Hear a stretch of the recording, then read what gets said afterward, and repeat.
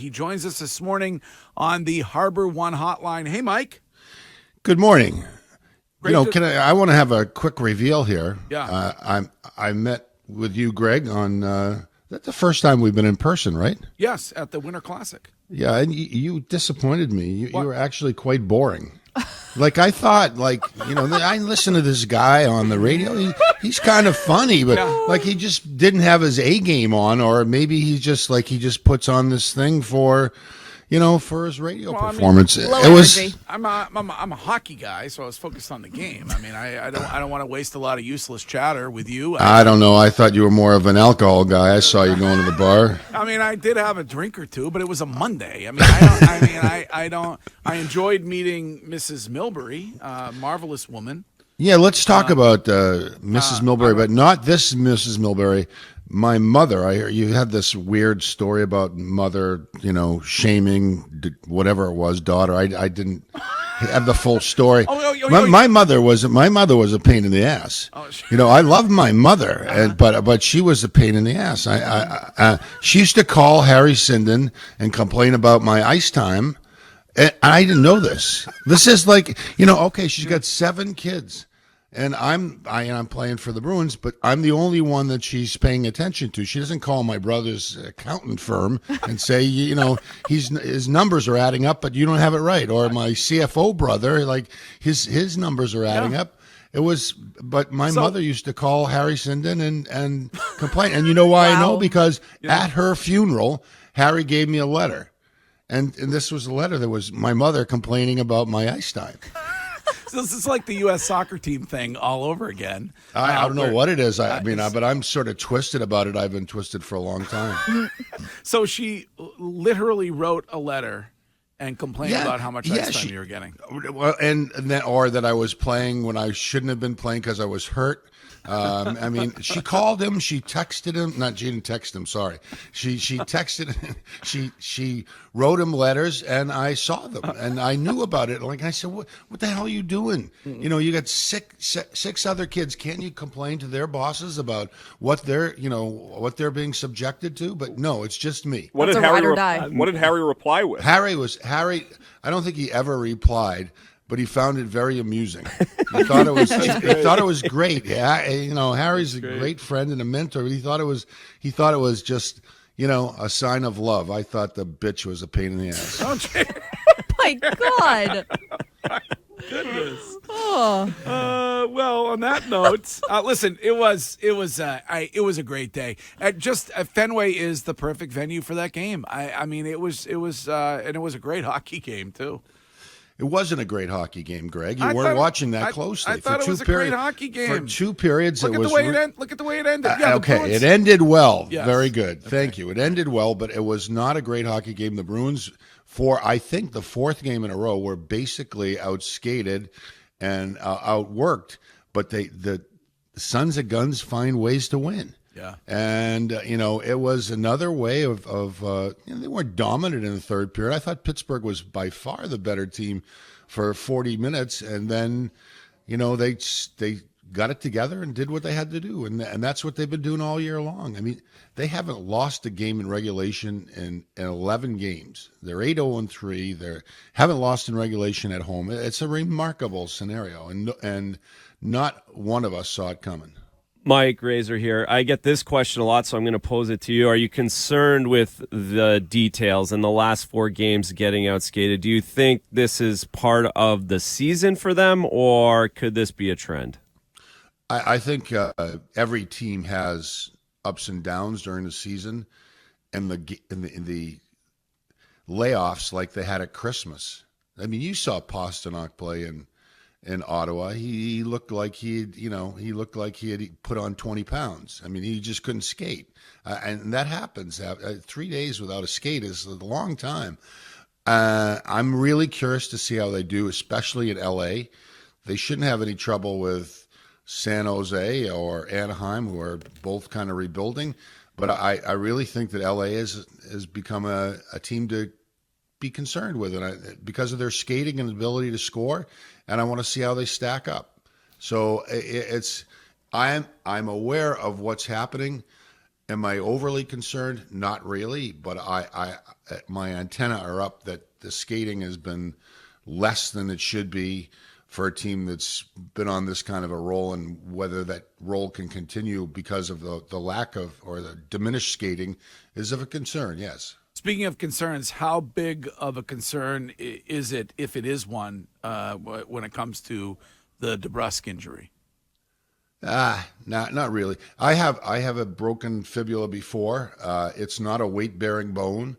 It's going to be, it's going to take him a little time to get through it, but it's really a minor pain, a minor break. It should be, listen, I'm not going to tell you I've seen his x-ray, but I do think it should be a sort of a minor repair. It's usually 4 to 6, but could be, I bet it's closer to 4 than 6, and he should be fine. I think he should be right back in the mix, but it's unfortunate, but hey, what are you going to do? That's, it's hockey. Mike, you bring up Pasta and his play recently. We're hearing some whispers of 8 years, $88 million that should be announced soon.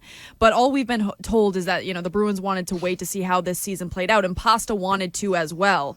In the beginning of the season, it seemed like Pasta had the upper hand there. But if you're the Bruins, do you go ahead and do that 8-year, $88 million deal with his play recently? And if you're Pasta, do you want to get something done now if you're lacking? I'm not going to worry about his recent play, whether he's had too much Christmas or whatever. But listen, I thought that deal should have been done a while ago.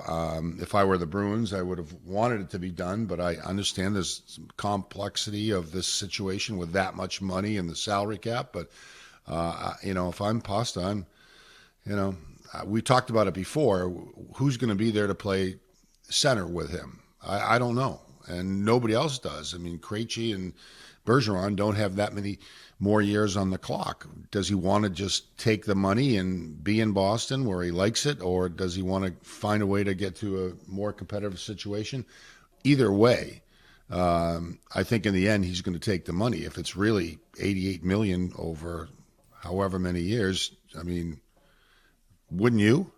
Yeah, I would take $1 million. Yeah, aren't you? Yeah, exactly. Not the right person to ask.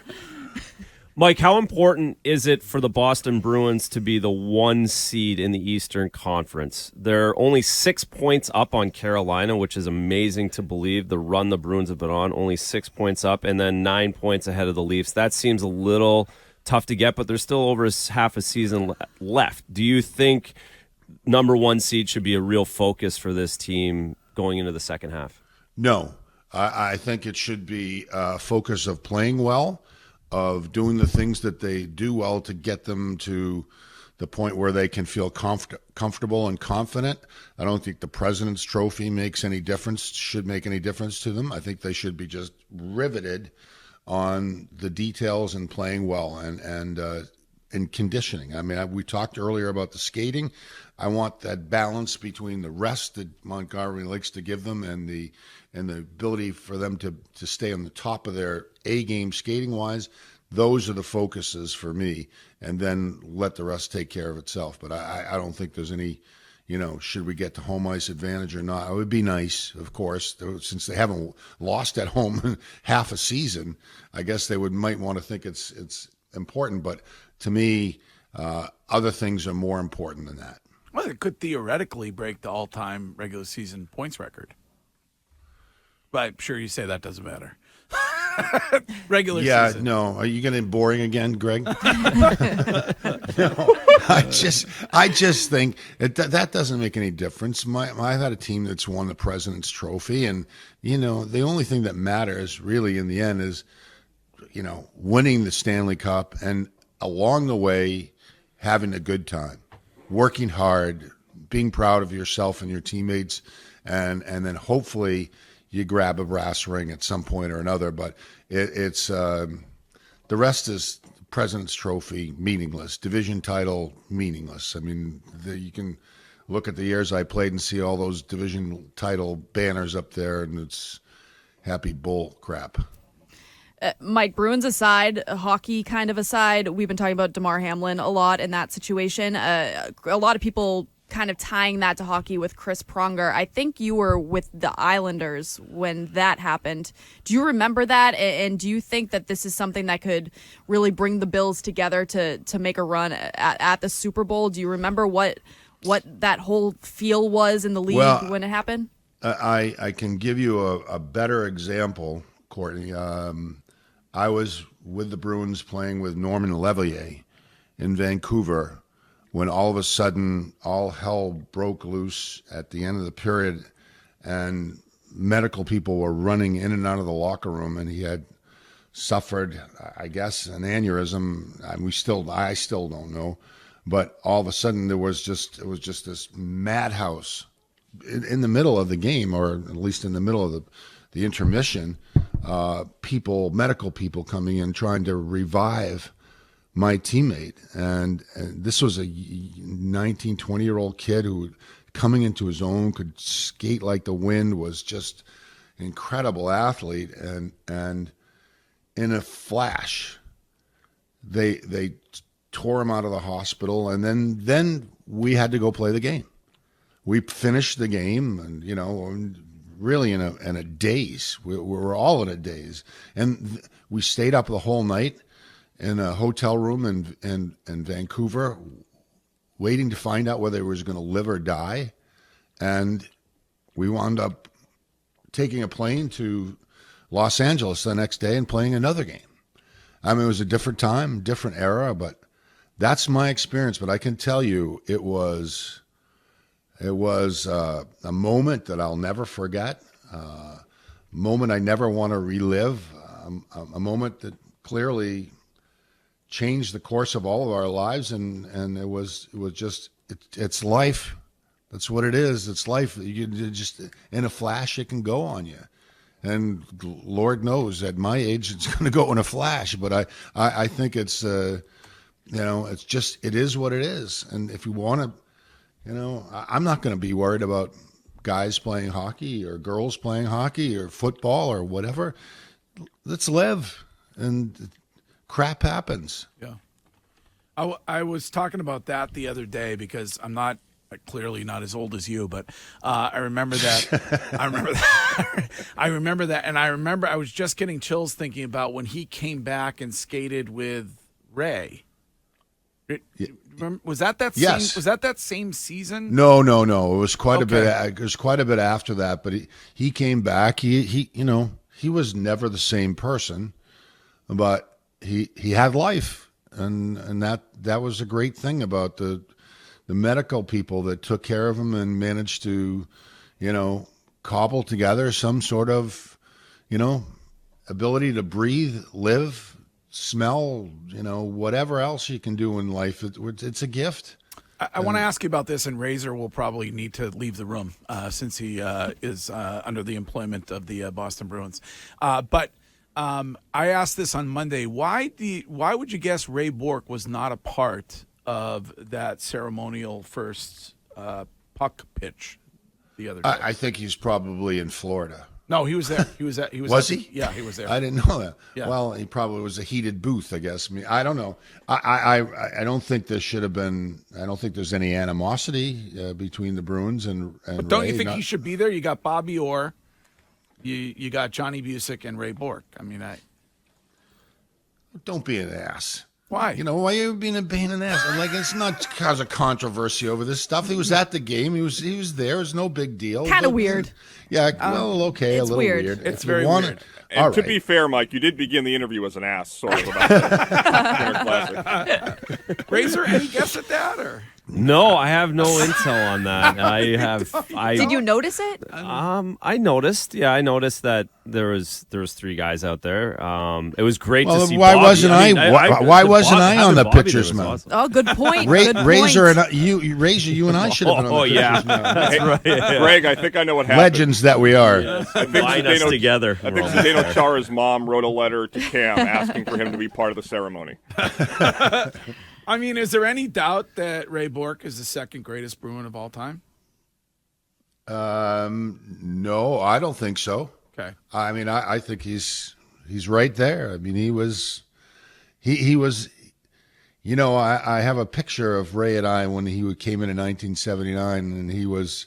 I remember the day he started, and I don't know if I mentioned this to you, but training camp in 1979, we just lost to the Canadians in that too many men in the ice game, and it was critically important to me that we somehow find a way to get back. And this son of a gun comes in the first day of training camp. It was like, my God, where was he last, April? I mean, where was he? If he was there, we would have won. He was instantly a star. I've never seen anything like it in all my 50-odd years of being around the game.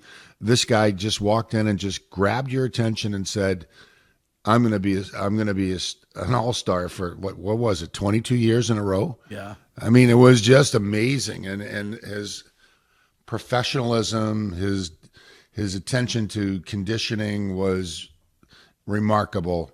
So yeah, I should have been there. Yeah. All right. Good. All right, Yep. I knew I'd get you Yeah. there eventually. It took a bit. Just some sort of an oversight. Yeah. That's probably what it was. All right. Well, listen. Great point in the Twitch chat. Next time they should have you throw out the first shoe. That's what Johnny Ringo says, Mike. I'll tell Johnny Ringo to go find a new name. What the hell? Johnny Ringo. What the hell is that? All right. There's Mike. That's why he's on Twitch. There's the great Mike Milbury. We'll talk to you again next week. All right. See ya. All right.